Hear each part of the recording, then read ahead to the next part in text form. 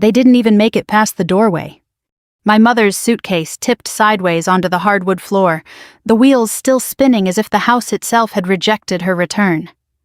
My father stood behind her, one hand still on the handle of the front door, his mouth opening and closing without sound.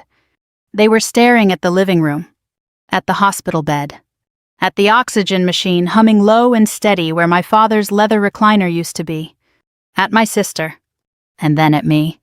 My mother's voice came out in a whisper that didn't belong to her. No, this can't be happening. She took one step forward, her eyes scanning the IV stand, the medical charts clipped neatly to a board, the stack of envelopes on the coffee table. My father's face lost all color. "What did you do?" he asked. I didn't answer. Not yet. Because none of it made sense to them, not the silence, not the order, not the way the house no longer felt like theirs. And that was the point. A month earlier, the house had been quiet in a different way. Heavy. Like grief was already sitting in the corners, waiting for something worse. My parents stood in the kitchen, avoiding eye contact with each other, with me with Lily. Lily was at the table, wrapped in a blanket, even though it was late spring. Her hands trembled slightly around a mug she hadn't touched. My mother finally spoke. "I think we all need some space." It sounded rehearsed. My father nodded quickly, too quickly. "This environment, it's not healthy. Not for any of us." I leaned against the counter, arms crossed still in my off-duty clothes. I had been home less than a week. "Space," I repeated. No one answered right away. Lily gave a small, tired smile like she was trying to make it easier for them. "It's okay," she said softly. "I'll be fine." That was Lily, always the one smoothing things over. My mother reached for her purse. "We've already booked the trip," she said. "It's just for a little while, a reset." "Where?" I asked. "Europe," my father said like it was a reasonable detail. "Italy, France, a few places." "For how long?" There was a pause. "A month." The word sat in the room like something rotten. I looked at Lily. She was staring at the table now, her fingers tightening around the mug. "You're leaving," I said slowly, "for a month." My father's jaw tightened. "You just got back," he said. "You can handle things here, you're capable." He didn't say it like a compliment. He said it like an excuse. My mother avoided my eyes. "We'll check in," she added quickly. "Of course we will." I let out a breath I hadn't realized I was holding. "Her dialysis schedule just increased," I said. 3 times a week, sometimes 4. I know my mother said too fast. "And the insurance situation is still a mess." "We left you the documents," my father cut in. "Everything's organized." Everything's organized. Like it was a business trip. Like Lily was a set of files. I straightened, my voice steady. "You're really doing this?" Neither of them answered directly. My mother picked up her purse again. "We need this," she said quietly. That was the closest thing to honesty I was going to get. They needed it. So they were taking it. And leaving everything else behind. The morning they left, the house felt hollow. Suitcases rolled across the floor, zippers closed, car doors slammed. My father gave me a firm nod like we were handing off a shift. "You've got this," he said. My mother hugged Lily, holding on a second longer than usual, but not long enough. "We'll be back before you know it," she whispered. Lily smiled because that's what she did. "I'll be here," she said. They didn't look back when they drove away. I stood in the driveway until their car disappeared at the end of the street. Then I went inside. The first night, Lily tried to act normal. We watched an old movie we'd both seen a dozen times. She laughed at the right parts, even when I knew she was exhausted. "You don't have to sit with me all night," she said at one point. "I'm okay." I shook my head. "I've handled worse watches," I said. That made her smile a little. "You always say that." "Because it's true." But this wasn't the same. Out there you trained for what might happen. Here you watched something you couldn't fight. The routine started the next morning. Dialysis appointments, medication schedules, phone calls with insurance reps who spoke in circles. I learned how to read her lab results, how to adjust her diet, how to recognize the subtle signs that something wasn't right. I set alarms for everything. I didn't miss a single one. At night I sat at the kitchen table with stacks of paperwork spread out in front of me. Bills. Statements. Denials. My parents texted occasionally. Pictures of landmarks. Smiling faces in front of fountains and old buildings. "Thinking of you both," my mother wrote once, followed by a heart emoji. I stared at the message for a long time before setting the phone down. A week in Lily had a bad day. She could barely make it from the car to the front door. I caught her before she fell. "I'm okay," she insisted, even as her knees buckled. "You don't have to say that," I told her quietly. She leaned against me, her weight lighter than it should have been. "I just don't want to be a burden," she whispered. The word hit harder than anything else. "You're not," I said firm. "You're not a burden." She nodded, but I could tell she didn't fully believe it. That night, I stayed awake in the chair beside her bed, listening to the steady rhythm of her breathing, counting each one like it mattered. Because it did. 2 weeks in, the doctor called me into his office. He didn't waste time. "Her condition is progressing faster than we hoped," he said. I kept my face neutral. "What are our options?" He folded his hands. "A transplant would give her the best chance. And if that doesn't happen?" He hesitated. "Then we manage symptoms, keep her comfortable." "Comfortable?" I nodded once. "Run the compatibility tests," I said. He looked at me carefully. "For you?" "Yes." The test results came back 3 days later. I was a match. I sat in my truck in the hospital parking lot, the paper in my hand. It should have felt like a victory. Instead, it felt like a line I couldn't step back from. I thought about calling my parents, about telling them, about giving them a chance to come home. I picked up my phone. Then I put it back down, because I already knew what they would say. "Wait. Let's talk about this. Don't do anything drastic." They had already made their choice. Now I was making mine. That night I sat beside Lily's bed again. She was half asleep, her voice soft. "You're still here," she murmured. "Yeah," I said. She smiled faintly. "I knew you would be." I swallowed the words catching in my throat. "Always," I said. The next morning I walked into the hospital and signed the consent forms. No hesitation. No second call. Just a pen, a line, and a decision. Because some things don't wait for permission. The consent forms were still warm from my hand when I stepped out of the hospital and into the late afternoon light. The air smelled like cut grass and hot pavement. Across the parking lot, a young couple stood beside a minivan arguing quietly over a car seat. An older man in a baseball cap pushed his wife's wheelchair toward the entrance with the slow patience of someone who had done it for years. Life was moving all around me in ordinary ways, and for one brief moment I had the strange thought that the world should have stopped. It hadn't.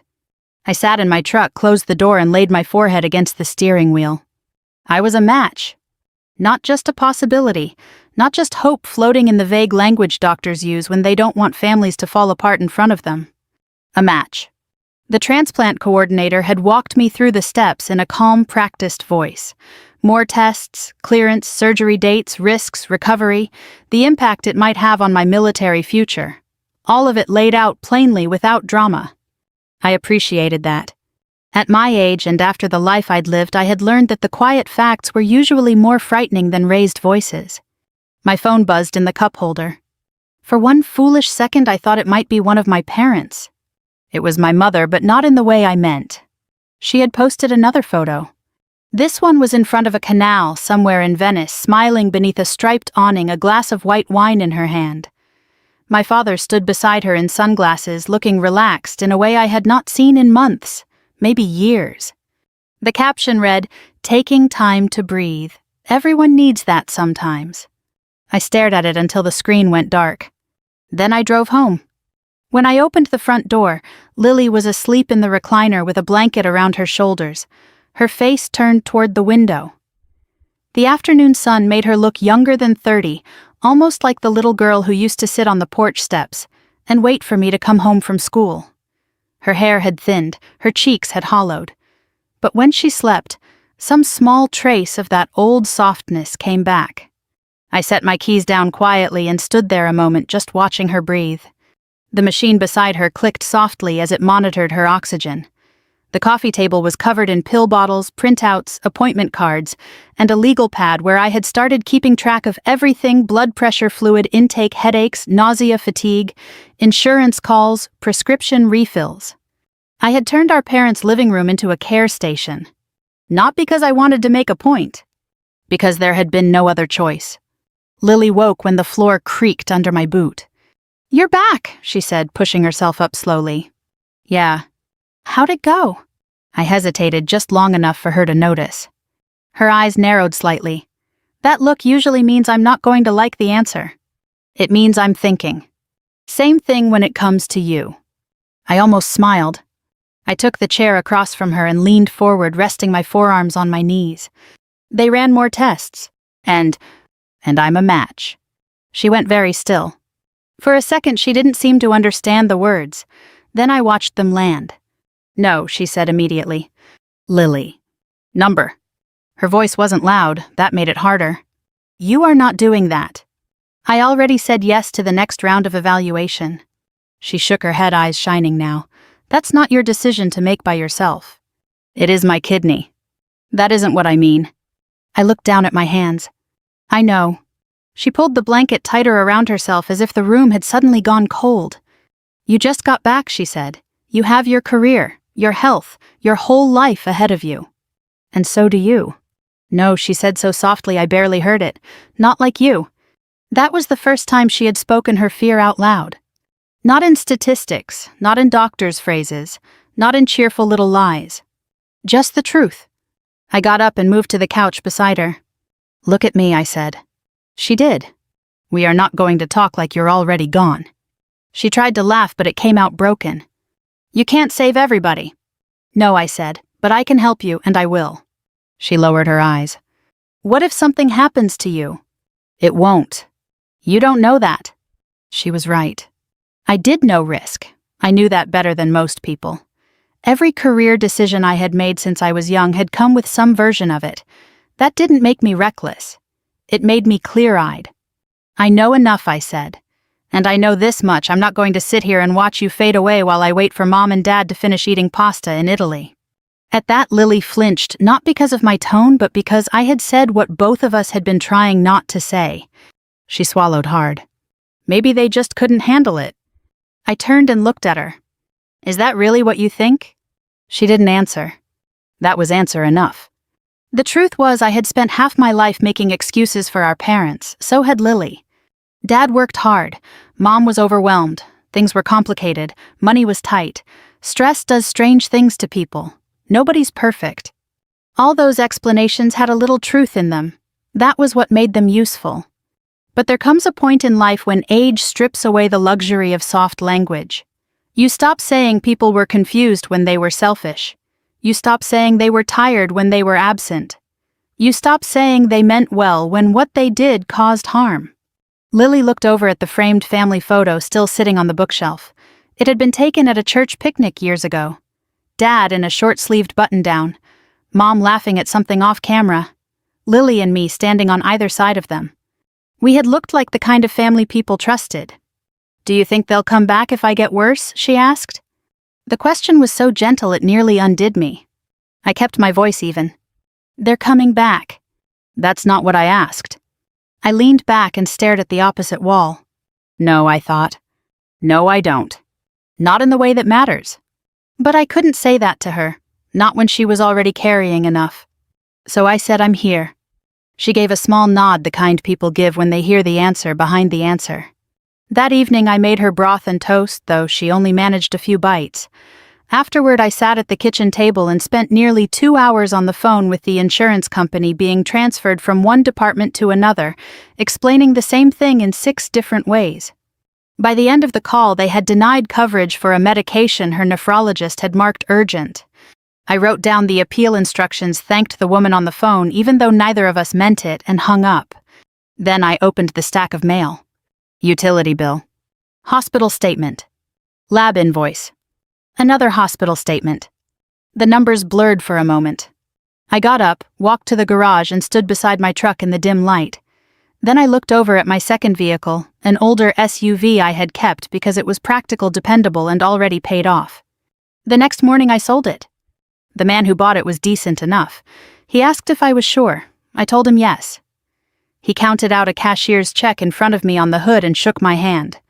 I thanked him, signed the title, and watched him drive away in a vehicle I had planned to keep another 10 years. That money paid for medications, home equipment, and part of Lily's outstanding balance. It also bought me something I needed more than pride. Time. That night after dialysis, Lily was so exhausted she could barely lift her head from the seat. I helped her into bed, adjusted her blanket, and turned off the lamp. At the door, I heard her say my name. I turned back. "You shouldn't have to do all this," she whispered. I thought about my parents under European lights, about their photographs, their captions, their easy smiles. Then I looked at my sister. "Maybe not," I said, "but I'm the one here." She closed her eyes, and I stayed in the hallway a long time after the room had gone quiet. Because being the one who stays does something to a person. It doesn't make you noble. It doesn't make you stronger than everyone else. It just leaves you without the luxury of pretending you didn't know what had to be done. 3 mornings later, the transplant coordinator called while I was standing in the laundry room folding towels. Her voice was calm and matter-of-fact. "We'd like to move you into the next phase of testing," she said. "Cardiac clearance, imaging, blood work, surgical consult. If everything holds, we can begin talking about dates." I looked through the doorway into the living room where Lily was asleep in the hospital bed we had rented 2 days earlier. That bed was what my parents had seen when they came home. That bed was the first thing that had made my mother lose her breath. At the time, I hadn't known it would come to that. But once Lily started having trouble making it from the recliner to the bathroom without stopping to rest, I knew the house needed to change. The delivery men had been respectful, quiet, efficient. They moved out my father's leather chair, set up the bed by the front window, plugged in the oxygen unit, showed me how to work the rails, then left me standing in the middle of the living room with a clipboard and a receipt. I signed my name and realized not for the first time that a person can watch their whole family shift shape without a single dramatic moment. Sometimes it happens through paperwork, through rented equipment, through meals gone cold on the kitchen counter because somebody is too tired to eat them. "I can come in this afternoon," I told the coordinator. "That works," she said. "And Lieutenant?" I still wasn't used to hearing my rank in a medical setting. "Yes. You should know the surgeons will talk to you very plainly. This is not a minor decision." "I know." When I hung up, I stood there a moment with a towel in my hands, listening to the hum of the dryer and the oxygen machine in the next room. Then Lily woke and called my name. By the time I got to her, she had pushed herself halfway upright and was trying not to look winded. "You okay?" I asked. "Just thirsty." I handed her the cup with the bendable straw, and she took a few slow sips. "You've got your serious face on," she said. "That doesn't narrow it down much." "It does when you're trying to pretend everything's fine." I sat on the edge of the chair beside the bed. "Hospital called, more testing." She let that settle between us. "For the transplant?" "Yes." She looked toward the front window at the strip of neighborhood visible between the curtains. Mrs. Donnelly from next door was walking her beagle. A delivery truck slowed near the mailbox. Somewhere down the block, a lawn mower started up. "Normal life moving on schedule." Lily's voice came out quiet. "You really aren't waiting for them, are you?" "Number." Her eyes returned to mine. "Have you even told them?" I didn't answer fast enough. "That means no," she said. "I haven't told them yet." "You should." "Why?" Her face tightened. "Because they're still our parents." I leaned back and looked at her for a long moment. There it was again, that reflex both of us had grown up with. The reflex to preserve their place in the story, even when they had stepped out of it themselves. "They know you're getting worse," I said. "They know I'm here alone with you. They know the bills are piling up. They know what dialysis means. That's not the same as knowing you're about to give up a kidney." "No," I said, "it isn't." She lowered her gaze. "And if you tell them after it's done," she said, "it'll feel like punishment." That word stayed with me long after she drifted back to sleep. Punishment. I didn't want punishment. Punishment was loud, personal, hot-blooded. What I wanted was harder to explain. I wanted truth laid out where it couldn't be stepped around. I wanted a reckoning that wasn't built on shouting, because shouting gives selfish people something to hide behind. They can always say emotions got out of control. They can call it a misunderstanding, a bad day, a tragic overreaction. No. I wanted them to face facts so plain and orderly that there would be no room left for excuses. That afternoon, I took Lily to dialysis, waited through the session, then drove straight to the hospital for my own appointments. The surgical consult was on the 4th floor in an office that smelled faintly of coffee and antiseptic. The surgeon was older than I expected. Silver hair, steady hands, wedding ring worn thin from years. He had the kind of face that told people the truth for a living. He reviewed my chart, then looked at me over his glasses. You understand this could affect your future service? Yes. You understand recovery can be complicated even when the surgery goes well? Yes. And you understand, he said, that donors sometimes minimize what they're giving because they're focused on the person they love. I sat still. With respect, doctor, I said, I'm not minimizing anything. He held my gaze a moment longer, then nodded once. Good, he said, because I'm not here to talk you out of it. I'm here to make sure you know what it costs. There was something almost comforting in that. Not because the cost was small, but because he didn't insult me by pretending otherwise. He walked me through incision sites, pain management, expected limitations, possible complications. Then he set the folder down and folded his hands. Do you have support at home? I almost laughed. Not the kind you mean. He must have seen something in my expression because he didn't press. He simply wrote a note in the file. When I left the hospital, the sun was already going down. My phone buzzed just as I reached the parking garage. This time it was my mother calling. I stood there for a second, looking at her name on the screen. Then I answered. Hi, sweetheart, she said with a brightness that felt almost aggressive. I could hear restaurant noise in the background, glassware, voices, music. Hi, Mom. We just finished dinner. Florence is beautiful. You would love it here. I said nothing. She seemed to notice the silence then. How's Lily? Tired. Oh, well, tell her we miss her. Miss her. I shut my eyes for a moment. She's not a summer house, I said. You don't miss her. You left her. My mother's voice dropped. That's not fair. No. We needed some time, she said. Your father and I were falling apart. And leaving your daughters fixed that. She inhaled sharply. Why are you being like this? Because someone had to be. Instead, I said, I'm taking Lily to appointments. I'm handling the bills. I'm handling the house. I'm handling everything.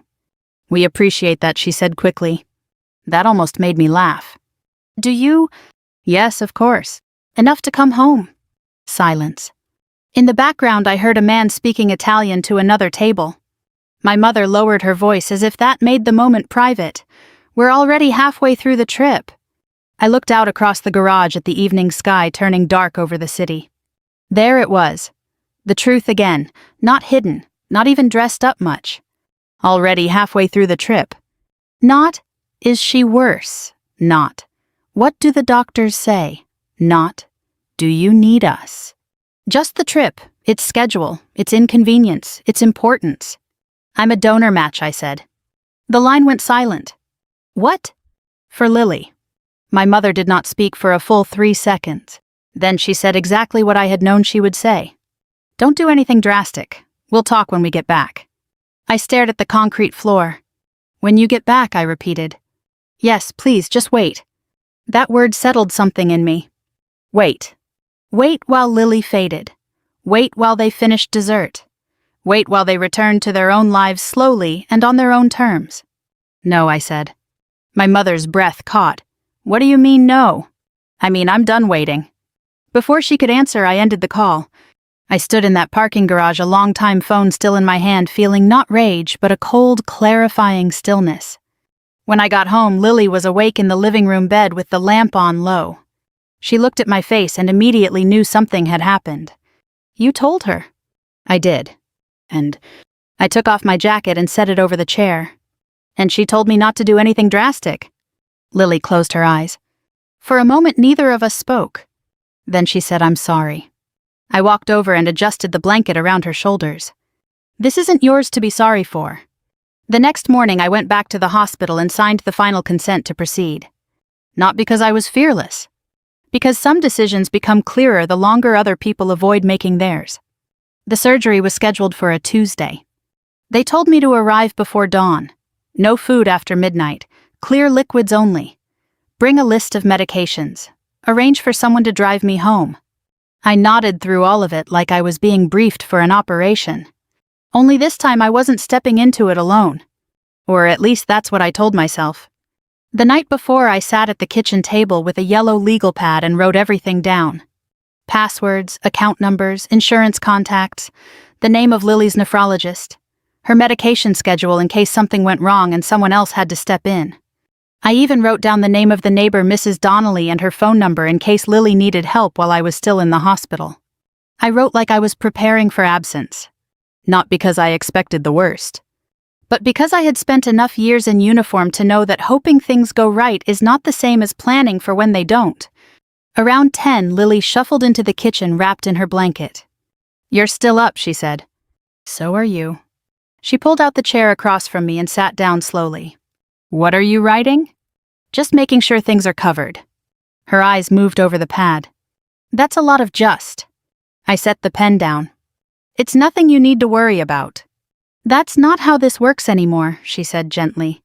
"We don't get to decide what the other one worries about." She was right. We hadn't been living that way for weeks. I leaned back in the chair. "Surgery's at 6 in the morning," I said. She nodded once like she had been bracing for the confirmation. "And you didn't tell them again," she said. "Number." "Not even after the call." "Number." She exhaled slowly. "I keep thinking maybe they'll show up at the last minute," she said. "Like in those movies where someone runs through the airport and realizes what matters." I almost smiled.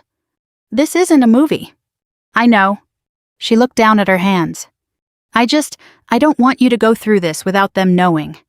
"I'm not going through it without someone knowing," I said. She looked up. "I know," I added, "you know." Her eyes filled, but she didn't let the tears fall. "I wish it was me," she whispered. I shook my head. "I don't." At 4:30 in the morning, the house was silent. I moved carefully, not turning on any more lights than I needed. The routine felt familiar, like early deployments, like quiet departures before anyone else was awake. I paused in the doorway of the living room. Lily was asleep, the soft rise and fall of her chest steady under the blanket. The oxygen machine hummed beside her, a constant low note that had become part of the house. I stood there longer than I meant to. Then I walked over and adjusted the blanket the way I had done every night. "Hey," she said suddenly, her voice rough with sleep. I froze. "You're supposed to be asleep," I said. "So are you." I crouched beside the bed. "You ready?" she asked. "As I'll ever be."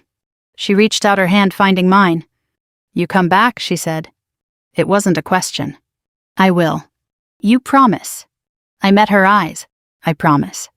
She held on for a second longer, then let go. "Go," she said softly, "before I change my mind." Mrs. Donnelly was waiting in her robe when I stepped outside. "I'll sit with her," she said, as if we had done this 100 times before. You worry." "Thank you." She waved me off like it was nothing. "Go on now." I drove to the hospital in the dark, the streets nearly empty. When I pulled into the parking lot, the sky was just beginning to lighten. Inside, everything moved in quiet efficiency. Paperwork. Vitals. A nurse with kind eyes who explained each step even though I already understood most of it. They gave me a hospital gown and a plastic bracelet. "Any last questions?" she asked. I thought about it. "Number." She smiled gently. "That's usually a sign someone's already made up their mind." I lay back on the narrow bed as they wheeled me toward the operating room. The ceiling lights passed overhead one by one. For a moment I let my eyes close. Not in fear. Just in stillness. When I woke up, the first thing I noticed was the quiet. Not the quiet of the house. A different kind. Controlled, measured, clinical. The second thing was the pain. It wasn't sharp. Not at first. More like a deep, heavy pressure that reminded me something had changed inside me. A nurse leaned over. "You're in recovery," she said. "Surgery went well." I nodded slightly. "Your sister is stable," she added. That was the only part that mattered. The next few days blurred together. Pain medication. Short walks down the hallway. Doctors checking incisions. Nurses adjusting IV lines. I learned to move carefully, to sit up without pulling too hard, to breathe through the discomfort instead of fighting it. Lily was in a different room, but they let me see her once I was stable enough to be wheeled over. She looked pale, smaller than ever. But she was awake. "Hey," she said when she saw me. "Hey." Her voice was stronger than I expected. "You did it." "So did you." She smiled faintly. "You always did like being the overachiever." I almost laughed, but the movement pulled at my side and reminded me not to. We didn't talk long. We didn't need to. There was a kind of understanding that didn't require words. On the third day, I asked for my phone. The nurse hesitated. Just for a few minutes, I said. She handed it to me. There were messages from my unit. A few from distant relatives. Nothing from my parents. I wasn't surprised. I scrolled past everything and opened the folder where I had been saving documents. Hospital bills. Receipts. Insurance denials. Every call I had logged. Every expense I had covered. Every piece of proof that showed exactly what had happened while they were gone. Not anger. Not revenge in the way people usually mean it. Something quieter. Something more permanent. A record. When they discharged me, Mrs. Donnelly drove me home. "You just rest," she said as she helped me out of the car. "I'll keep an eye on your sister until you're steady on your feet. I appreciate it." "Of course you do," she said, smiling. "Because you were raised right." I didn't answer that. Inside the house felt different. Not empty. Not heavy. Just changed. The hospital bed was still by the window. The paperwork was still on the table. But there was something else now. A kind of quiet certainty. I lowered myself carefully into the chair and looked around the room. At everything that had happened. At everything that had been done. And at everything that had been missed. Because while my parents had been walking through old cities and taking pictures under foreign lights, life here had not paused. It had moved forward. Without them. The first morning back home, I woke before the alarm. Habit. For a second, I forgot where I was. Then the ache along my side reminded me, not sharp, just a steady pull that told me to move carefully to respect what had been done. I sat up, slowly waited for the room to settle, then stood. The house was quiet. Not the heavy quiet from before, not the kind that pressed in on your chest. This was different. Measured, intentional. The kind of quiet that comes after something has already been decided. Lily was awake when I reached the living room. She had pushed herself up against the pillows, a book open in her lap. She clearly wasn't reading. "You're up," she said. "So are you." She gave a small smile. I slept. That's good. It was more than good. It was the first time in weeks she had said it without adding a little or not much. I checked the machine, her vitals, the medication schedule I had taped to the side table. All steady. For the first time in a long while, there wasn't an immediate problem to solve. That didn't mean things were easy. It just meant they were moving in the right direction. Recovery is not dramatic. It doesn't announce itself. It shows up in small things. Lily asking for toast instead of just water. Walking from the bed to the kitchen without needing to stop halfway. Sitting up a little longer each day. Laughing once, really laughing at something on television. Each of those moments mattered more than anything else. By the end of the week, I was able to move through the house without bracing myself against the wall. Slowly. Deliberately. The kind of pace that forces you to notice everything. The sunlight through the front window. The way the floorboards creak near the hallway. The stack of unopened mail still sitting where I had left it. I brought it to the table and started sorting. Bills. More bills. Statements. And then something else. A notice from the mortgage company. I read it twice. Then a third time. Not because I didn't understand it. Because I wanted to make sure I did. That afternoon I called the number listed. The man on the other end sounded tired in the way people do when they've had the same conversation too many times. "Yes, ma'am," he said. "There are outstanding balances, several missed payments." Missed by who, I asked. There was a pause as he checked. "By the account holders," he said. "Your parents." I looked out at the living room, at the hospital bed, at Lily sitting quietly with a blanket around her shoulders. They told me everything was current. I can only tell you what I see here. How long has it been like this? 3 months. 3 months. Before they left. Before the trip. Before they said they needed space. I thanked him, ended the call, and sat there for a long time. Not shocked. Not even angry. Just clear. That night I went through every document in the house. Bank statements. Loan records. Insurance papers. What I found wasn't chaos. It was worse. It was quiet neglect. Late payments. Deferred notices. Minimum balances met just enough to avoid immediate consequences. A slow drift toward a problem they hadn't intended to solve. And then, they left. The next morning I called a lawyer. Not because I wanted a fight. Because I wanted to understand what could be done. His office was downtown in a building that smelled faintly of old paper and coffee. He listened without interrupting as I explained everything. The trip. The medical bills. The missed mortgage payments. The surgery. When I finished, he leaned back in his chair. "And your goal?" he asked. "I don't want to lose the house," I said. "And I don't want this situation to keep repeating itself." He nodded. "Are you prepared to take financial responsibility?" "I already have." "That's not the same as legal responsibility." I held his gaze. "I am." He studied me for a moment longer, then opened a folder. "There are options," he said, "but they require documentation. Proof of payment, proof of care, proof that you've been the acting responsible party." "I have all of that." "I thought you might." Over the next few days, I gathered everything. Receipts. Hospital bills. Records of payments. Logs of calls. Dates. Times. Details. Not out of anger. Out of precision. Because if there is one thing I learned in uniform, it's that clarity wins where emotion fails. Lily watched me one evening as I organized the paperwork into folders. "You're building a case," she said. "I'm building a record. For them. For the truth." She was quiet for a moment. "That sounds like something that could hurt." "It might. And you're okay with that." I set the folder down and looked at her. I'm okay with them finally seeing what they chose not to look at. A message came in from my mother that night. A picture. Another restaurant. Another caption.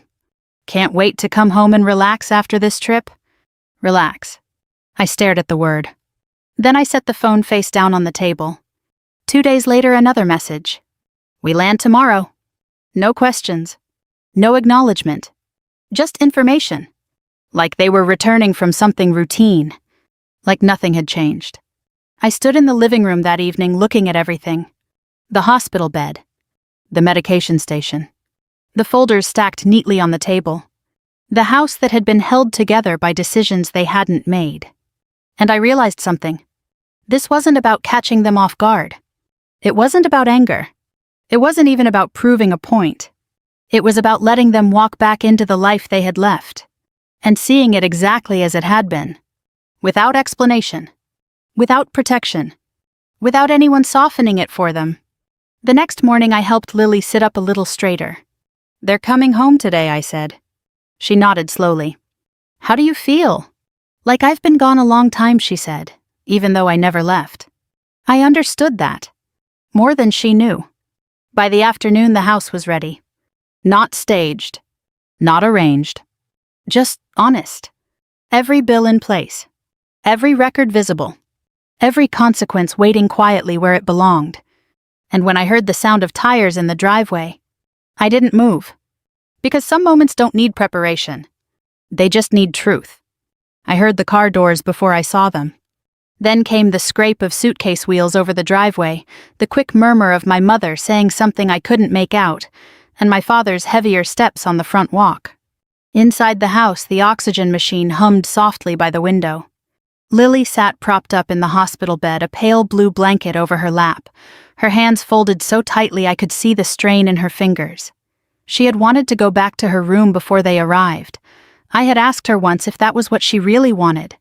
"No," she said after a long pause. "If they're going to see it, they should see it." So she stayed. I stood near the coffee table, not in the center of the room, not posed, just present. The front door opened. My mother stepped in first, carrying a handbag, and wearing the same travel smile people bring home from vacations, the smile that says they expect to be welcomed back into the lives they paused. My father came in behind her with 2 suitcases, and the stiff, tired posture of a man already annoyed by airports. Then they looked up. Everything after that happened quietly. My mother's suitcase slipped from her hand and tipped over on its side. One wheel spun in the air for a second before stopping. My father's grip stayed on the handle of the larger case, but his shoulders seemed to lock in place. The room was not what they had left. My father's recliner was gone. In its place was the rented hospital bed with the rails half raised. A portable oxygen unit stood beside it.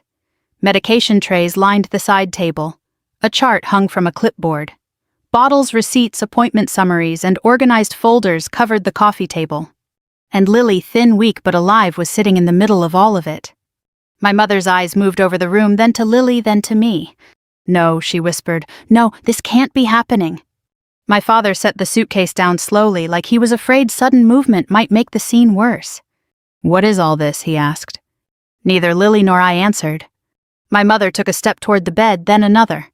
"Lily, honey." Lily looked at her, not cruelly, not warmly either, just tired. "You came back," she said. The words were simple, but the way she said them made my mother's face tighten. My father looked at the bed, then the oxygen unit, then the folders on the table. "Why is there a hospital bed in my living room?" That was the first thing he chose to say. Not, "Are you okay?" Not, "What happened?" Not, "Why didn't anyone tell us?" Just ownership. My living room. I looked at him for a long moment before I answered. Because she couldn't make it to her bedroom anymore. He stared at me. My mother put a hand to her mouth. "What do you mean?" "I mean, I said evenly while you were in Europe, Lily got worse." My mother shook her head. No, you said she was tired. You never said..." I said enough. The words came out calm. That seemed to unsettle them more than anger would have. My father frowned. "Why didn't you tell us it had gotten this bad?" I turned slightly and picked up the top folder from the coffee table. "I did," I said. "You just didn't ask the right questions." Silence. I opened the folder and removed a stack of papers clipped together. "This is her dialysis record for the month you were gone," I said, laying it on the table in front of them. "These are the medication changes. These are the insurance denials. These are the home equipment invoices. And these," I set down a second stack, "are the missed mortgage notices that started before you left." My father's face changed then. Not guilt, not yet. Recognition. He knew exactly what I had found. My mother looked from one pile to the next, her breathing starting to quicken. "I don't understand," she said. "You understood enough to leave," I said. My father's jaw set. "Watch your tone." I looked at him. That old reflex was still alive in him. The need to shift the ground to make this about respect instead of truth. "No," I said, "not today." The room went still. Even Lily lifted her head a little more at that. My mother sank slowly onto the edge of the couch like her legs no longer trusted her. "We just needed some time," she said weakly. "Your father and I were exhausted. Everything in this house had become so heavy." I nodded once. "Yes," I said, "it had." She looked at me with wet, bewildered eyes as if I had somehow failed to be sympathetic to the burden of her own absence. My father stepped toward the table and picked up one of the notices. "These payments." "We're late for 3 months," I said, "before you ever boarded a plane." He dropped the paper back onto the stack. "I was handling it." "No," I said, "you were avoiding it." His face reddened. "You don't know everything." I almost smiled, but there was no humor in it. "You're right," I said. "I only know what I paid. I only know what I signed. I only know what she went through while you were drinking wine in Italy." My mother flinched. My father took one more step toward me. "That's enough." "No," Lily said quietly. All three of us turned toward her. She was sitting a little straighter now, one hand pressed lightly to the blanket over her lap. "That's enough," she repeated, looking at our father. "For once, just let her finish." I had not heard that tone from Lily in years, maybe ever. It seemed to take something out of him. He stopped moving. I reached for the last folder. This one was thinner. "More final." "I was a donor match," I said. My mother blinked. "What?" "For Lily." Neither of them spoke. "I found out while you were gone." My mother's lips parted, but no sound came out. My father's voice was lower when it came. "What are you saying?" I held his gaze. "I'm saying the surgery happened 2 weeks ago." My mother made a small broken sound and looked at Lily as if searching her face for contradiction. Lily did not give it. Then my mother looked at me. "At you." Her eyes dropped to the way I was standing, careful without being obvious, one side still protected by instinct. "No," she said again, shaking her head. "No." I set the folder on the table in front of them. Inside were the surgical records, discharge papers, and follow-up instructions. "I gave her my kidney," I said, "while you were gone." My mother pressed both hands to her mouth. My father had gone completely pale. For a moment, neither of them seemed able to connect the room they were standing in with the month they had just lived through. It was all there in front of them, the bed, the machines, the bills, the legal notices, the paperwork, the cost. Not imagined. Not exaggerated. Documented. Real. And then my mother said the words I had heard in my mind long before they ever arrived. No, this can't be happening. But it had happened. That was the thing. It had happened slowly, painfully, one ordinary day at a time while they were far away pretending life had asked too much of them. My father sank into the chair by the window as if all the strength had gone out of him. My mother was crying now, but softly, almost in shock. I did not raise my voice. I did not accuse. I did not need to. Because the truth was sitting in the room with us. Breathing. Recovering. And looking back at them. Nobody said anything for a long time after that. The oxygen machine kept humming. A car passed outside. Somewhere down the block a dog barked once and went quiet again. It struck me then how ordinary the afternoon sounded even with my mother bent forward on the couch in tears, and my father sitting by the window like a man who had suddenly aged 10 years. That is one of the strangest things about the worst moments in life. The world does not stop to honor them. It just keeps moving. My father was the first one to speak. His voice came out rough. You should have called again. I looked at him, and for one brief second I almost felt tired enough to laugh. Not because it was funny. Because it was familiar. There it was, that last thin instinct to reach for a version of events that made him less responsible. Not innocent. He knew better than that now. But less responsible. The kind of sentence people use when the truth is too large to look at directly. You should have called again. You should have explained it differently. You should have made me understand. I leaned one hand against the table, careful of my side. No, I said quietly. You should have come home. He looked at me, and something in his face gave way. Not pride exactly. Something underneath it. My mother lowered her hands from her mouth, though her fingers were still trembling. She looked at Lily first. Oh, sweetheart, she whispered. Oh, honey. Lily did not answer. She wasn't being cruel. She simply didn't seem to have anything left to offer that wasn't earned. My mother turned to me. Why didn't you tell us after the surgery? She asked. I thought about that. There are questions people ask because they want information. And there are questions they ask because they want a bridge back into a room they no longer know how to enter. I answered honestly. Because by then it wasn't information you needed, I said. It was consequences. That landed hard. My mother closed her eyes. My father stared at the papers on the table again as if he might find a version of them that hurt less. There wasn't one. After another long silence, Lily spoke. I really thought you'd come home, she said. She didn't say it loudly. She didn't say it to wound them. That was what made it unbearable. My mother made a sound I had never heard from her before, not ordinary crying, not frustration, not even grief exactly. It was closer to shame. We were wrong, she said, voice shaking. We were so wrong. My father stayed still for a few more seconds. Then he stood, not all at once, but slowly, like it cost him effort to be inside his own body. He looked at Lily. Then at me. And finally he said the words I had waited my whole life to hear from him, though I had stopped expecting them years ago. I failed both of you. The room went quiet in a new way after that. I watched his face carefully, looking for the old signs, defensiveness, irritation, the need to explain. They were there at first, flickering around the edges. But they didn't take hold. He looked down at the missed mortgage notices, the hospital invoices, the surgical records. Then he looked at the rented bed in his living room. No, he said again, but this time to himself. No, I failed both of you. My mother moved from the couch to the side of Lily's bed and sank carefully into the chair beside it. Can I sit here? She asked. Lily gave a small nod. My mother reached for her hand but stopped just short, waiting. After a moment, Lily let her take it. That was the first grace offered in that room. Small, fragile, but real. My father turned toward me. What do I do now? He asked. For a second I saw the younger version of him in that question, the man who always wanted the practical next step, the immediate task, the thing that could be fixed with effort, if not feeling. In another season of life that would have irritated me. But age teaches you something about remorse. When it is real, it doesn't come dressed in perfect words.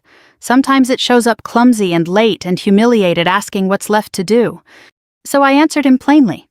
You pay what you owe, I said. You stop pretending things fix themselves. You show up, not for an afternoon, not when it's convenient. You stay. He nodded once. Then again. I will. I believed he meant it.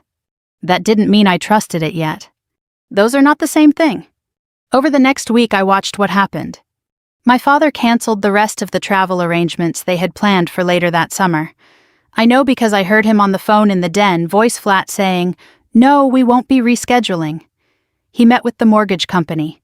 He sold off an investment account he had been protecting for years and used the money to clear the back balance and bring the house current.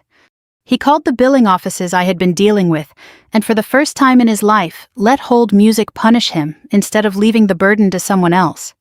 My mother changed in quieter ways. She learned Lily's medication schedule by heart.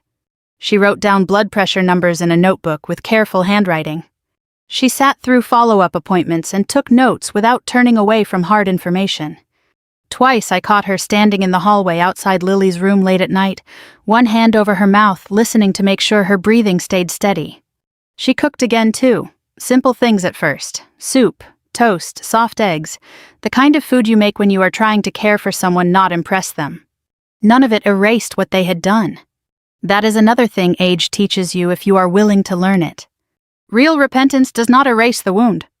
It accepts that the wound is there and works anyway. My own recovery moved forward slowly. The pain eased, the stiffness lessened. By the third week I could walk around the block without feeling that deep pull in my side. Lily got stronger too. Color began to return to her face. She started eating more. One afternoon I found her sitting at the kitchen table with a cup of tea and a crossword puzzle, and for a second the sight of something so ordinary nearly brought me to tears. I stood in the doorway and watched her.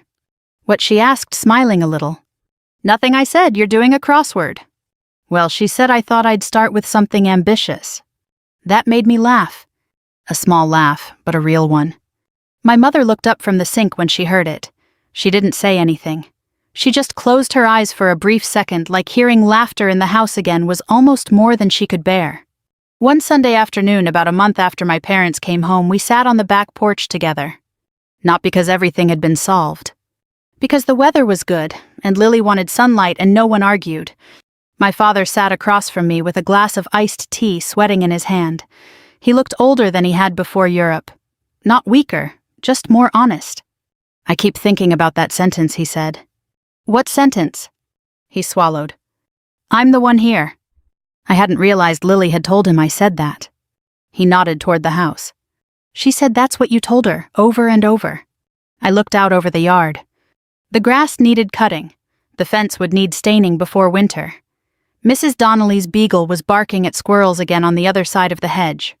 "Normal things?" I said. My father nodded, eyes lowered. "I should have been." That was the closest thing to an explanation he ever tried to offer. And maybe it was enough. Not because it balanced the scales. It never could. But because it was the truth without decoration. Lily leaned her head back against the porch chair and closed her eyes in the sun. "We're here now," my mother said softly. I looked at her. Her face held no defense in it, just hope and fear and the knowledge that both belonged there. "Yes," I said, "you are." And that was where reconciliation began, not with forgiveness spoken too quickly, not with one dramatic apology, not with tears alone. It began with staying, with paying attention, with learning late in life if necessary that love is not proven by what you feel when things are easy. It is proven by where you stand when things are hard. That is the lesson I carried from all of it. Not that family never fails. They do. Sometimes in ways that cut so deep you wonder if anything honest can grow back. But it can if truth is faced, if pride is laid down, and if people are finally willing to remain where they once ran. So, if this story touched something in you, if it reminded you of someone you need to call, forgive, thank, or simply sit beside, don't wait for the perfect moment. The older I get, the more I believe this. The people who love us best are not always the ones who speak most beautifully. They are the ones who stay when staying costs them something. If that means something to you, share this story with someone who needs it and stay with us for the next one.